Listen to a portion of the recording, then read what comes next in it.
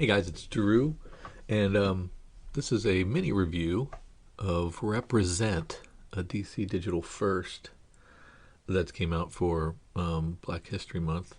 This is issue 2.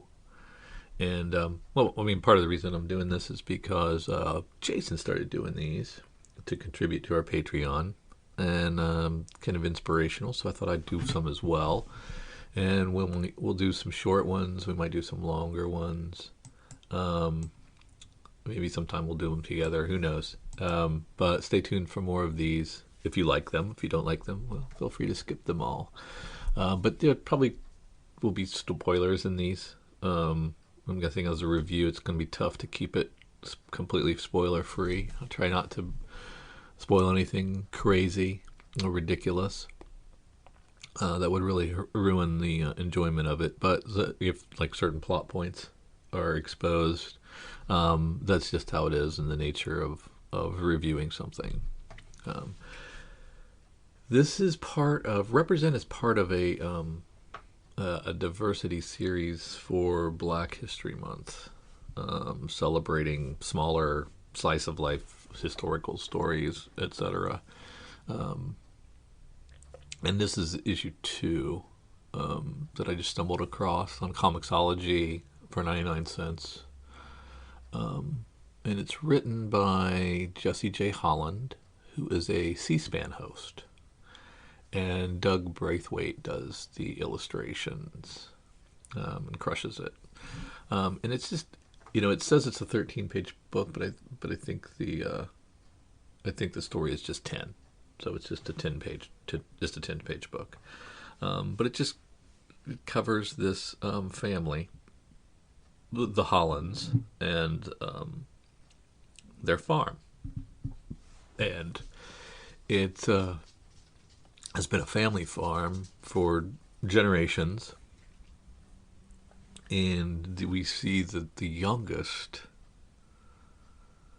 Holland, has no interest in the farming, continuing that legacy at all.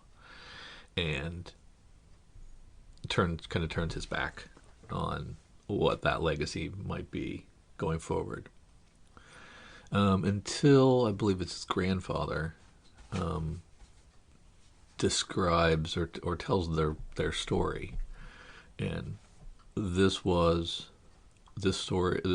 farm grew from their great grandfather's 1 acre, where at the end of slavery he was able to buy 1 acre of land to farm and make his own. And the ups and downs and the roadblocks and challenges that a freed slave had to face to continue to, try to eke out a living in the deep South, Mississippi.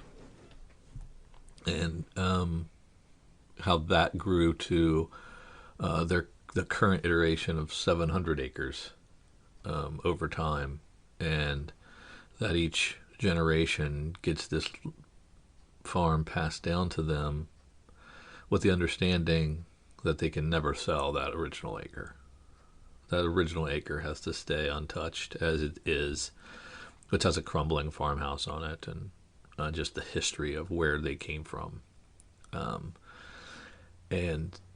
So it's a cool little story.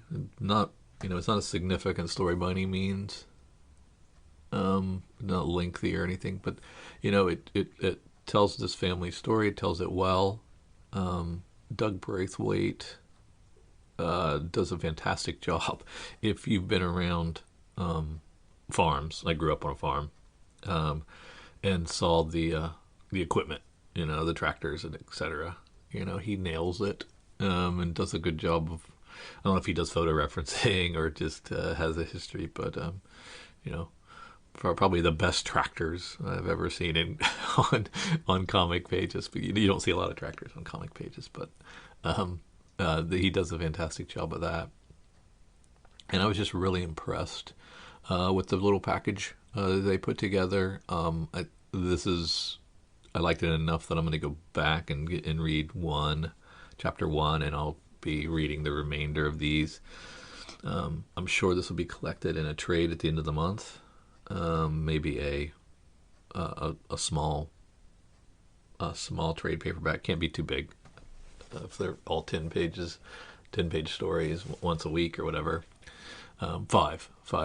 So there's going to be 5 10-pagers. So a 50-page trade. Not going to be too much. If you want to check it out. This one told a great little story. Stay tuned for future stories about it. But I really liked it. I think Jason and I talked about giving these fun or profit ratings, or fun and profit ratings. So this is a fun one for me. Since it's a digital first, you're not going to make any money on it, and but you can have fun reading it. And stay tuned for more of these down the road. Hope you liked this, and we'll see how it goes. Aloha, guys. This is Jason from Hawaii. I'm doing my very first mini review for the Comics for Fun and Profit podcast, and I'm going to focus on Scout's Honor #1. It's from Aftershock Comics. It's written by David Pepose, and the artist is Luca Casalanguida. And I'm sorry, I know I butchered that name very badly.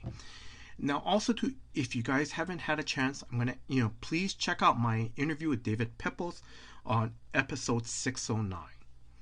So, Scout's Honor is basically, it's basically a post-apocalyptic story that takes place, way into the future, and it's built around, the society, society's slowly being built around the Ranger Scout manual.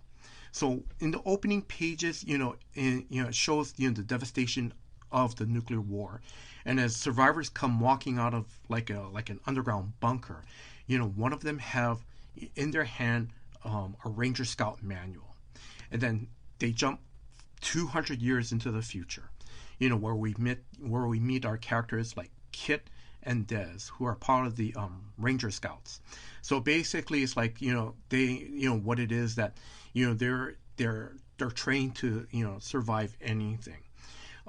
So it's a great story. It's on one layer, it's an action adventure story in a post-apocalyptic world, where you see, these Ranger Scouts that have to be basically prepared for anything and to basically fight off, not only these creatures that are affected by radiation, but also too, like the highwaymen, these bandits that I guess pillage travelers among roads and so forth like that. Also too, Scout's Honor, is not only a great adventure story, but it also has several layers as well too, and it's to me, I saw a little bit of it made a commentary on on religious organizations. There's and so forth. But the good thing I loved about this comic was also too, it focused on relationships between fathers and their children. And fathers' high expectations of their children. So David Pepose has already mentioned in a lot of interviews that basically Kit, is basically a young woman, hiding her identity among the Ranger Scouts, because basically the Ranger Scouts, it's only that males can only be in this organization. So in this comic there are little seeds of Kit and her relationship with her dad. The comic also focuses on Scoutmaster Shepard and his son Dez, and that's slowly being fleshed out in this first issue, and that's really, it's really good. So it's like, Scout's Honor also has a little bit of the back matter. I'm going to encourage you, after you read the comic, please read the back matter as well. Not only does Scoutmaster Shepard describe what each badge is, but you also get a little bit of insight of of how he views his son, and that's, in some sense, that's kind of interesting, but at the same time it's very sad, because Scoutmaster Shepard holds Kit very high, higher than his own son Dez. So like I said, so even though there's this, you see this huge apocalyptic adventure.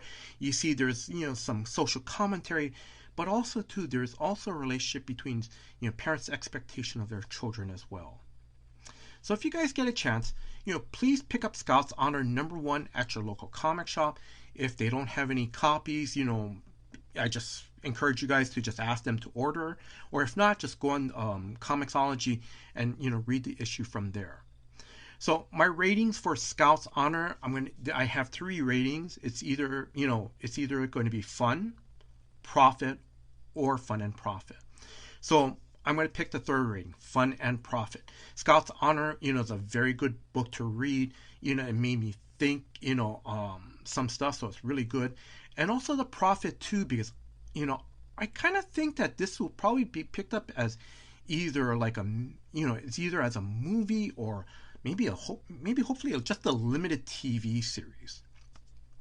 So again, if you guys get a chance, check out Scouts Honor #1, and my rating on this is fun and profit. So until next time, guys, aloha. It's Drew from Comics for Fun and Profit with another review. And this time I'm taking on Haha #1 by W. Maxwell Prince, who wrote it.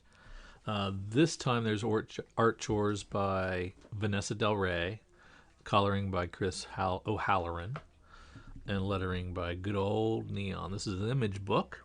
It is $3.99, maybe $4.99. I have to check on that. And it's a clown comic. Okay, so it's a 6-issue anthology of one-shots. I think W. Maxwell Prince writes them all, but they'll have different artists weighing in throughout. I'm not sure if the coloring will change. Probably the coloring will change as well. I'm not sure if the lettering will stay the same or not. But I believe W. Maxwell Prince will stay involved in all those issues. And this first one focuses on... First, let me get this out of the way. I don't like clowns. Clowns are creepy. I steered away from making this a spec pick because I thought so many people thought clowns were creepy they would stay away. That is not true. That was not the case. This was a profitable pickup for folks that pre-ordered it or FOC'd it in any quantities. I believe the last time I checked, it was a $15 book, maybe pushing a $20 book. It's not a bad little turnaround from a $2 investment if you FOC'd or pre-ordered. But anyway, I steered clear of it. I'm not a fan of clowns in any kind of media, and comics is also one of those. I mean, even though the Joker is a clown, I guess I do like the Joker, so I guess I'm kind of on the fence there. But not like as in root for, like as in enjoy him in stories. So, and this is really no exception, I guess, because this focuses on Bartleby. He's a clown, really driven to practice his clowning and bring joy to people. And that's his chosen profession, but he's not doing very well with it. He is not making a lot of money. Wife's not happy. Kids ain't happy. And it kind of spirals down from there. He loses his already low-paying gig at the clown job that he had, and it's just it's kind of a depressing, a la the Joaquin Phoenix Joker, a little reminiscent of that in its portrayal. But I thought the art was great. I enjoyed this story. But it was it was kind of forgettable, but it was enjoyable while I read it. I'll probably check out the remaining issues, whether it's clown. I mean, they'll all be clown related anyway, but there'll be different types of clowns, different interpretations of clowns. and clown one-shot stories. And I'm a big fan of getting in, getting out, one shot. Don't string me along for 6 issues just because you can. And so I like the idea of telling a story in 20 pages or so. That brings me a little joy. That's the way comics should be, right?